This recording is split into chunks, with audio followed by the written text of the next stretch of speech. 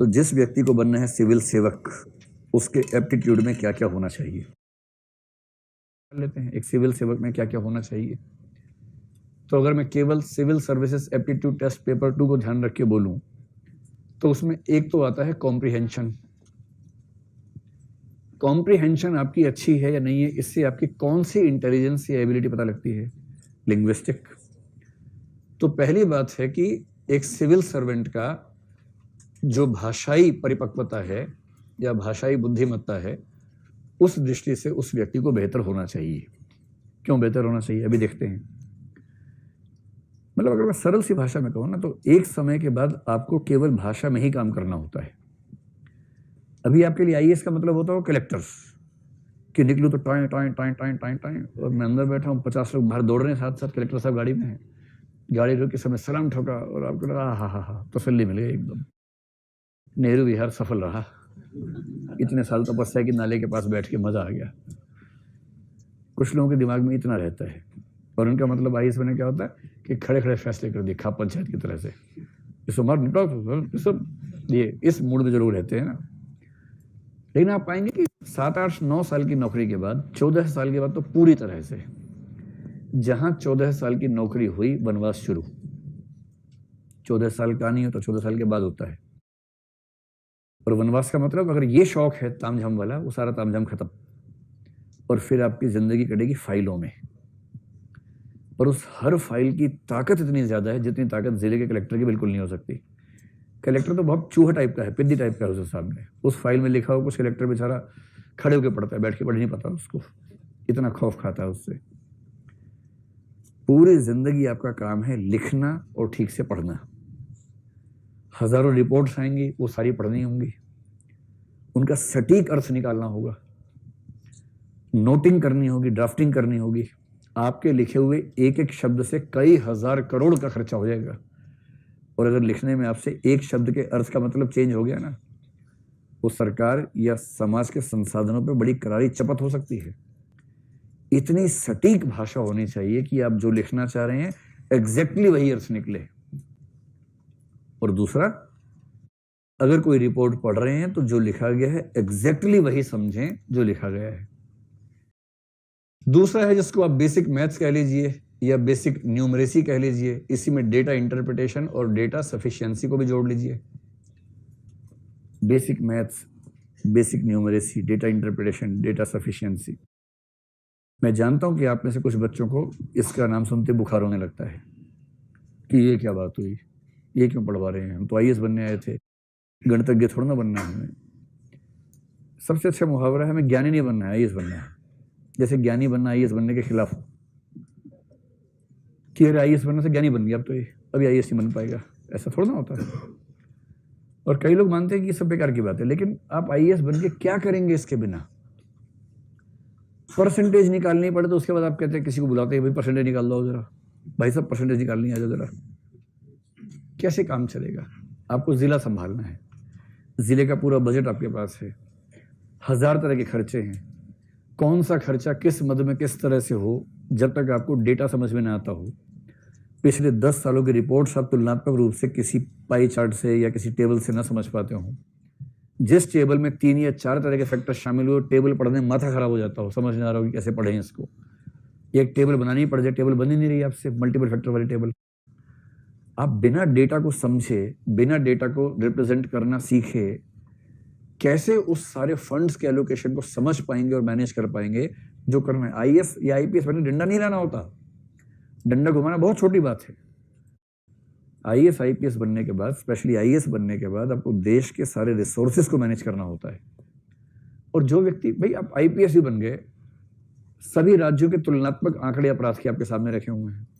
आपके जिले में पिछले 5 साल के अपराध के आंकड़े तुलनात्मक रूप से कोई वेन डायग्राम चार्ट में है, कोई टेबल में है, कोई ग्राफ में है, और आप कह रहे हैं किसी को बुलाओ भी समझा के बताओ क्या लिखा है इसके अंदर। ईमानदारी की बात बता रहा हूं आपको मैं, जो लोग आईआरएस बन के जाते हैं ना इंडियन रेवेन्यू सर्विस में, उनके जो जूनियर्स होते हैं असिस्टेंट, वो आते हैं एसएससी से, ठीक है, एसएससी जानते हैं ना। और एसएससी में क्या पूछते हैं, गणित आनी चाहिए, रीजनिंग आनी चाहिए, इंग्लिश आनी चाहिए। और वो गणित, रीजनिंग, इंग्लिश में इतने हाई लेवल के लोग होते हैं, जबरदस्त उनकी पकड़ होती है इन चीजों में। रीजनिंग, उनसे आप रीजनिंग चलते पूछिए, सभी जगह कुत्ते बोलेंगे हाँ हाँ चलो आगे बताओ, सारे कुत्ते गिलास हैं, ऐसे जवाब देंगे तो बढ़िया। और वो बनते हैं रेवेन्यू में असिस्टेंट। तो वो असिस्टेंट है, यानी प्रमोशन के बाद बनेगा ITO, इनकम टैक्स ऑफिसर, और ITO लंबी प्रमोशन के बाद बनेगा assistant commissioner of income tax, जो कि आप बनेंगे ज्वाइनिंग के दिन, ACIT। और ये SSC वाला व्यक्ति 11 साल की सर्विस के बाद ACIT बनेगा, जो आप डे 1 पे बनेंगे। असली बात आप सुनो, कई ऐसे असिस्टेंट कमिश्नर इनकम टैक्स होते हैं, IRS बन गए, अकाउंटिंग आज तक सीखी नहीं है, क्योंकि स्कूल में नहीं पढ़े अकाउंट्स, आर्ट्स पढ़े हुए थे, मैथ्स आता नहीं है, CSET में रीजनिंग और कॉम्प्रिहेंशन से काम चल गया था, क्वालिफाई कर लिया था। इंग्लिश आती नहीं है, हिंदी माध्यम से है, इंग्लिश उतनी ही आती है कि बाई चांस क्वालिफाइंग पास हो गया मेंस में, पीली चिट्ठी नहीं आई। ठीक, ये बहुत रेयर कॉम्बिनेशन है, ऐसा कॉम्बिनेशन बहुत सारे लोगों में होता है, बहुत लोगों में है। और इंटरव्यू ठीक से हुआ, सीधे IRS में लैंड किया, ट्रेनिंग हुई IRS की, ट्रेनिंग में आते हैं CA, इनकम टैक्स एक्ट सिखाते हैं, और इस आदमी के दिमाग का धुआं हो जाता है इनकम टैक्स एक्ट समझ के। इनकम टैक्स कैलकुलेशन सिखा रहे हैं, कॉर्पोरेट टैक्स कैलकुलेशन सिखा रहे हैं, उसको लग रहा है कि अरे यार औरंगजेब कहाँ चला गया। हमें तो उसमें मजा आता था, ये क्या क्या सिखा रहे हैं हमें और ये क्यों सिखा रहे हैं।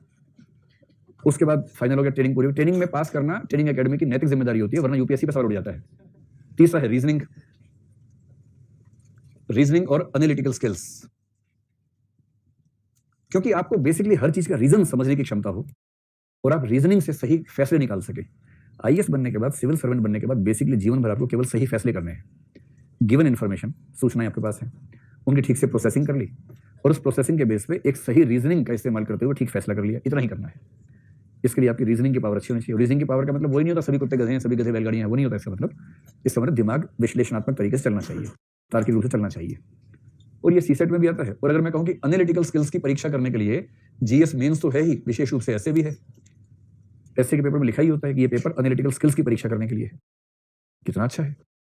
जिस व्यक्ति की भाषाई क्षमताएं ठीक हैं, जिसको बेसिक मैथ्स डेटा वेटा समझ में आता है, अगर आपको पहलवान बनना हो तो इसकी जरूरत नहीं बीच वाले की, है ना। पहलवान के लिए जो चाहिए वो अलग चीज़ है, लेकिन आपको सिविल सर्वेंट बनना है भाई, सीधी सी बात है ना। ऐसे ही रीजनिंग बेसिक लेवल पे आती हो। चौथी बात है डिसीजन मेकिंग और प्रॉब्लम सॉल्विंग आपकी ठीक हो, और CSET में ये भी आता है, क्योंकि अंततः जीवन भर क्या करेंगे, डिसीजन मेकिंग करेंगे, प्रॉब्लम सॉल्विंग करेंगे। आप कलेक्टर कुर्सी बैठे हैं, गद्देदार कुर्सी, बहुत खुश है, बहुत मजा आता है। फोन आया कि दंगा हो गया सर, आपने कहा तो चलना होगा फिर तो, तब तक दूसरा फोन आया, शहर के दूसरी तरफ एक और दंगा हो गया है, इधर सांप्रदायिक दंगा हो गया है, उधर जाति दंगा हो गया है, एक ही जगह जा सकते हैं, फैसला करो सर कहाँ जाएंगे। आपके रुको नोट्स निकालता हूँ, पहले बार नोट्स में मिली जरा कहाँ जाना चाहिए, ऐसे में क्या होगा। प्रॉब्लम सॉल्विंग स्किल्स चाहिए, और साथ में कौन सी स्किल चाहिए, लीडरशिप स्किल चाहिए। और लीडरशिप का एक खास मतलब होता है इंटरपर्सनल स्किल्स या कम्युनिकेशन स्किल्स, जो CSET का पाठ्यक्रम पूरा का पूरा। कितना अच्छा सिलेबस है।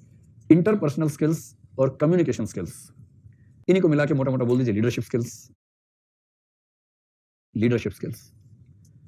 आप कलेक्टर हैं, मजाक थोड़ा है, लोग दंगा करने पे उतारू हैं, आप वहां पहुंचे हैं, आपकी कार देख के, टाइम देख के ऊपर लोग 5 मिनट में रुक जाते, दंगा रोक देते हैं, रुको कलेक्टर साहब आए हैं। इतना वजन तो है आपकी गाड़ी में, आपकी सत्ता में, आपके साथ जितने स्टाफ के लोग जाएंगे, उसको देखते ही 5 मिनट का विराम तो हो जाएगा। अब 5 मिनट का विराम आप स्थायी विराम बना पाते हैं, या 5 मिनट के बाद आप भी उनके अंदर लिपट गए हैं, इतना ही अंतर है। और जिसने वहां जाके आंख से आंख मिला के बात ठीक से की और कन्विंस करके समझा दिया सबको, और हजारों की भीड़ के बीच में बिना डरे अपनी बात कही और धमका भी ठीक से दिया, इतना प्यार मोहब्बत से और ऐसा धमकाया कि धमकी लगी भी नहीं और धमकी लग भी गई एकदम। फिर किसी में इतनी हिम्मत नहीं कलेक्टर से पंगा बोल ले सके, कलेक्टर की ताकत बहुत ज्यादा होती है, पर इसके लिए चाहिए कम्युनिकेशन स्किल्स। वहां आप ये नहीं कह सकते कि मैं तो बहुत अंतर्मुखी हूं, मैं कहाँ ले आया मुझे, ये दंगा करने वाले सारे मेरे ऑफिस नहीं आ सकते क्या, पहले मेरे ऑफिस आके बात करें, फिर दंगा खेलें उसके बाद, ऐसा थोड़ा होगा। सड़क पर उतरना होगा हजारों लोगों के बीच में, तब उनसे बात करनी होगी और आंख से आंख मिला के, ऐसा ठीक नहीं है। कह रहे कलेक्टर साहब हम तो ऐसा करेंगे, आप कह रहे नहीं आप ऐसा नहीं करेंगे। सर हम तो करेंगे, नहीं आप नहीं करेंगे। मैं कह रहा हूँ आप नहीं करेंगे, करोगे तो आखिरी बार करोगे। ये कान में बोलना है। तुम्हारे घर में 4 मेंबर्स हैं ना, चारों उठवा लिए मैंने, एक कान में बोलना है। अब चेहरे पर मुस्कुराहट रखते हुए मेरे साथ चलो और अपने सारे साथियों को बोलो हथियार डाल दो, वरना मैं फ़ोन घुमा रहा हूँ। और आज दंगे में कई लोग मरेंगे ही, तो चारों मर जाएंगे, पता भी नहीं चलेगा कैसे मरे। करूँ फ़ोन, तो ये क्या बात हुई, बस बात यही हुई है, यही बात है। ये तो राज्य ऐसा नहीं होता, संविधान में आर्टिकल सारे मत पढ़ा, वही पढ़ के पास हुआ मैं IAS में, इतने पढ़ा दूंगा आर्टिकल, भूल जाएगा सारे आर्टिकल, चुपचाप सबको घर भेज दे, समझ गया। दूसरे धर्म वाला खुश हो गया, इधर तेरे घर के भी है मेरे पास, तो हीरो मत बन, इतना तोड़ूंगा, अकेले में बोला कि इतना तोड़ूंगा हड्डियां गिन नहीं पाओगे कि हड्डियां की पसली है, पता नहीं चलेगा। अब बाहर चलो मेरे साथ मुस्कुराते हुए, गले मिलते हुए एकदम, और पूरे समाज को बोलो कि मामला सुलझ गया है, वरना कभी सुलझेगा नहीं, ध्यान रखना। चल, इसके बाद किसी की हिम्मत नहीं बचती। फिर लोग बाहर जाएंगे, मामला सुलझ गया भाइयों बहनों, अब अपने अपने घर जाओ और मैं अपने घर वालों को ढूंढता हूँ। ये होता है, कलेक्टर बनना, एसपी बनना मजाक छोड़ना है भाई, सफल एसपी बनना है, एसपी तो बन ही जाओगे। सफल एसपी होना, सफल कलेक्टर होना, उसमें ऐसी ऐसी मुश्किल सिचुएशंस आपके सामने आएंगी, और जिसने झेल लिया, मतलब ऐसे में कुछ लोगों को जानता हूँ IAS में, वो इतने प्रिय हैं सरकारों के, मतलब हमारे विद्यार्थियों की बात कर रहा हूँ, सीएम के दिमाग में एकदम स्पष्ट रहता है कि जो जिला किसी से संभलेगा ही नहीं, पुलिस की बात कर रहा हूँ, वो दंगा फसाद कुछ भी हो सकता है, इतना सेंसिटिव जिला है। सीएम अपनी मीटिंग में एक ही बात कहता है, एक्स को भेज दो, खत्म बात। और क्योंकि सीएम होम मिनिस्टर भी खुद ही होता है आमतौर पर हर राज्य में, तो सीएम के पास ही पुलिस डिपार्टमेंट होता है, तो सीएम सीधे उसको बुला के बोलता है, यार वो जिला संभाल लो 6 महीने, उसको ठीक करो, फिर अगला जिला देंगे, 5 साल में 12 जिले ठीक करने हैं तुम्हें।